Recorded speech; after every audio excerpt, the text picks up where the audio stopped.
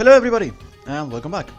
Last time we completed the first mission and we rescued a couple of soldiers as well as retrieved the second baby elf from the forest of Dices, and we unlocked the power form. This time we're going to do yet another mission,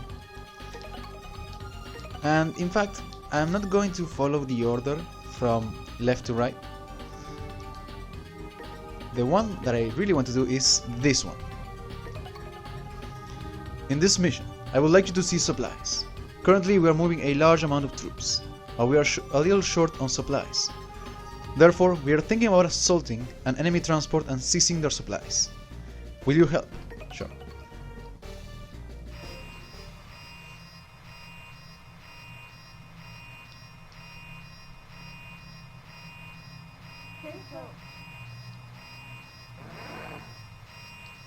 Good luck.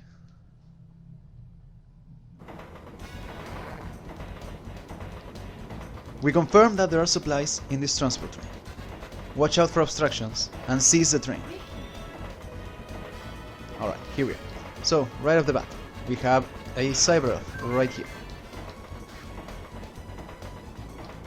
And there we go. So, that enemy right there, not the floating one, the small spiky balls. They're called spikings, and they're probably my least favorite enemy, because I always end up getting hit by them, as much as I try to either take them out before or try to avoid them.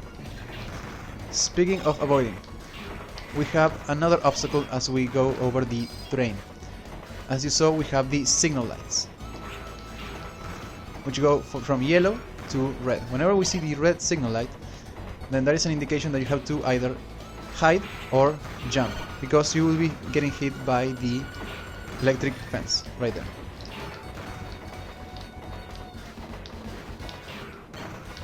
Oh yeah, we have a bunch of spikings here.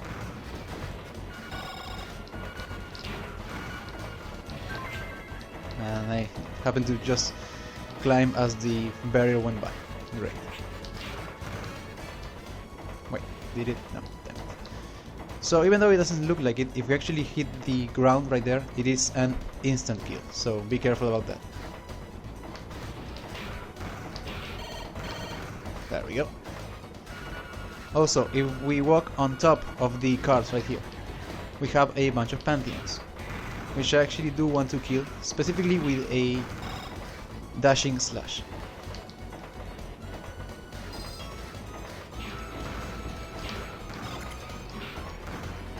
Alright. So in comparison to a few of the other starting missions, this is probably the shortest. Not to say that it's the easiest. I would still say that the Forest of Dices stage is the easiest out of all of them. And that enemy right there, the small crab looking enemy, they're called Yadokroids, and they actually drop another cyber. So I want to make sure that I kill at least one more. There we go. And just to be on the safe side, I want to take out as many pantheons as I can.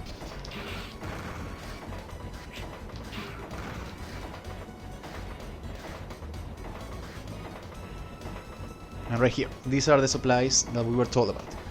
Mr. Zero, please, listen. Enemy mechanoids are approaching you. Their mission is to retrieve the supplies. Please protect the supplies and defeat the enemies. So this is where our mission score goes into. We have 10 crates. Each crate is worth 2 points. So for every crate that the enemy manages to steal, we lose 2 points. And the power form is actually rather useful for this, because the single slash, which is the triple slash, has a decent range that you can actually hit enemies directly above you and behind you. So if you time it correctly, you can take them out before they even touch you. And you don't even have to move. And they always seem to follow a specific order. There we go. That was rather easy.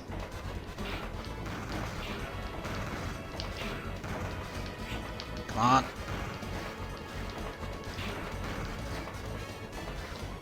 Alright. There we have another cyber.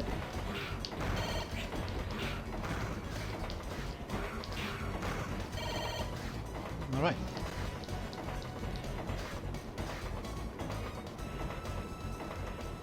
And here we are. Hey, you! Don't you know that this is Master Harpuya's territory? Huh, a minion of the Resistance Force. I shall stop you. So, this enemy right here, it doesn't say its name, but it's called Panther Folklos. I believe I pronounced it right, but most likely I didn't. And it is somewhat tough, but I won't say that it is the toughest. And that move right there, that is its EX skill. What I do like about this fight, as well as the one for high leg auto buckle, is that they did switch up the stage so that it is not the usual square room in which you fight most enemies in the Mega Man X and Classic series. Fighting on top of two moving trains does make this feel more like an epic fight.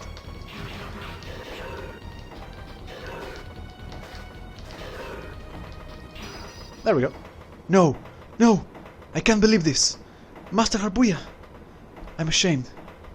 I was not good enough.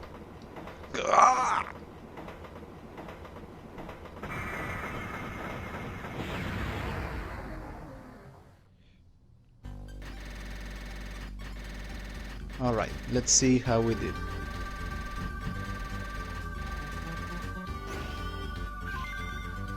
I'm not really performing that well. An 84 is actually below the necessary score for an A rank, but since we did fairly decent on the very first stage, that has been saving us up until this point. So I'll try to make sure that at least for the next mission I do get at least a score over 90.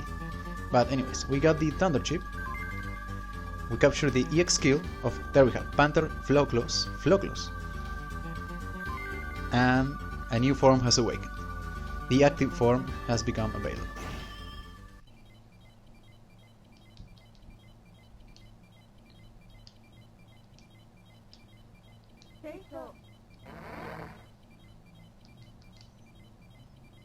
Excellent! We now have enough supplies to launch our all-out attack. The preparations are almost done, and we are going to open fire shortly. Thank you very much for your support, Zero. We appreciate your continued support. Alright, so that is yet another mission down. So we have a couple of things to go over. First off, let's go over our new form, the active form. When it comes to stats, it has 2 power, 2 defense, and 4 speed. And its main effect is that it allows you to do jumping spinning slashes, as like these ones, and rolling slashes, like these ones. You can just do a singular one, but if you keep pressing the attack button as you are dashing, you can do it infinitely. Do be careful though, because if you keep doing that, you lose some control of where you're going, and you cannot change direction suddenly. You have to stop to then do that. And the condition to unlock this form is to defeat 20 enemies with a dashing saber attack during a specific mission, during any mission really. And there is actually one downside to this form. Even though we have unlocked the triple slash combo, you can only perform the one starting slash. So in that sense, the C saber has been somewhat downgraded. Anyways, let's move on to the EX skill. We have the Spark Shot.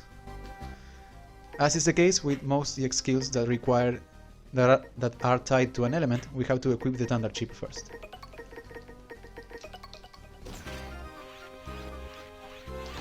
There we go. So right now we can't really see its effect, but the Spark Shot, whenever it hits an enemy, it will shoot up sparks in a vertical direction, meaning that it may end up hitting enemies both above and below the shot. So it is rather useful, as we'll see on the next mission. But I think that's pretty much it for now. I do want to do one final thing before we go over the new elves that we have obtained. I think that this guy right here has a different line of dialogue. Hey, Zero! You know what? Inside the bushes in the forest, you can find various things. You will also find a ruin when you progress, which has many secrets. They are from the mystery of the Maverick Wars. So yeah, he's talking about how, well, we already know that there is a hidden cyber elf somewhere in the Forest of Dices. But we're going to wait a little longer before we actually get it. But I think that's enough for now. We finished yet another mission. We obtained the Thunder Chip, as well as a new form and another EX skill. Next time we'll continue with our missions and see what else we can find. See you guys then. Emic is a small nurse cyber. It has a bunch of duplicates. It doesn't require any energy crystals at all, and its effect is that it will fully heal you, and if you happen to be at full health it will fill up a sub-tank, and it has a temporary point deduction of 1. Clockle is a small hacker cyber.